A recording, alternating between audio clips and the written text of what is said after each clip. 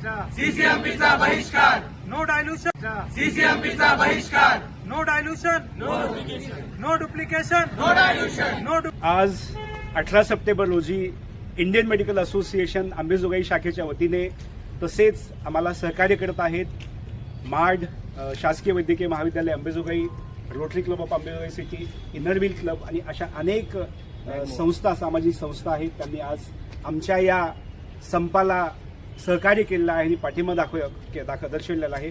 आज आम्ही जिल्हाधिकारी कार्यालयात याच्यासाठी आलेलो आहोत की महाराष्ट्र शासनाने अतिशय दुर्दैवी आणि एक तुघलकी निर्णय घेतलेला आहे.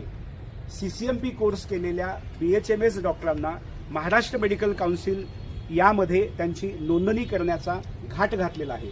मागच्या 5 तारखेला त्यांनी असा आदेशित केलेला आहे की सीसीएमपी केलेल्या डॉक्टरांची नोंदणी MMC मध्ये करण्यात यावी. अहोरात्र एवढे सगळे डॉक्टर्स आज मार्डचे डॉक्टर आहेत, रात्रंदिवस रुग्णांसाठी काम करतात. आम्ही रात्रंदिवस काम करतो. आम्हाला माहीत आहे की रुग्णांची काय अडचण असते. तर अशिक्षित, अडाणी, अनपढ डॉक्टर किंवा ज्याला ज्ञान नाही अशा डॉक्टरांना एखाद्याचा उपचार केला तर त्याचा जीव जाऊ शकतो. हे अतिशय गंभीर परिणाम आहे.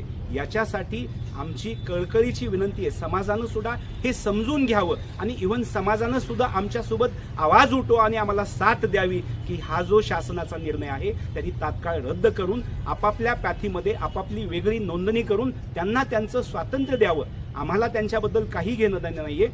मी doctor Rajesh Ingole, Indian medical असोसिएशनचा राज्य पदाधिकारी आणि सांस्कृतिक समितीचा महाराष्ट्र राज्याध्यक्ष, तसेच मी महाराष्ट्र मेडिकल काउन्सिलचा समिती सदस्य आहे.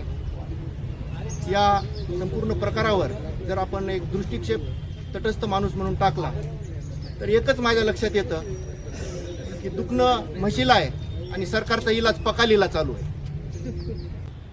सरकारला जर हेच करायचं असेल तर 12वीला जी नीट परीक्षा घेतात ते घेण्याचं कारण काय? कारण नीट परीक्षेमध्ये आपण पाहतो हजारो मुलं तणावाखाली असतात, लाखो मुलं इथं परीक्षा देतात, दरवर्षी शेकडो मुलं आत्महत्या करतात नीटमध्ये यश मिळालं नाही म्हणून. आणि जर सरकारला 5 वर्षानंतर जर हेच करायचं असेल तर मग नीट नंतर MBBS, BHMS, BAMS, डेंटल किंवा फिजिओथेरपी असं डिवाइड की MBBSच्या लेवलला होमिओपॅथी आणून ठेवायची. आमचा कोणत्या पॅथीला कमी लेखण्याचा उद्देश नाही. तुमची पॅथी तुमच्या जागी श्रेष्ठ आहे. तुमच्या जागी जर ही पॅथी श्रेष्ठ असेल तर मग तुम्ही दुसऱ्या पॅथीमध्ये का घुसण्याचा प्रयत्न करताय? मेरे अंगणे में तुम्हारा क्या काम है? काउन्सिलमध्ये वेगळं रजिस्टर करणे आणि त्यांची नोंदणी करणे याला IMAचा विरोध आहे. त्याचबरोबर आजचा हा टोकन संप हा 24 घंट्याचा आहे. यानंतर जर शासनानं आमची दखल घेतली नाही तर येणाऱ्या काळामध्ये 7 दिवसामध्ये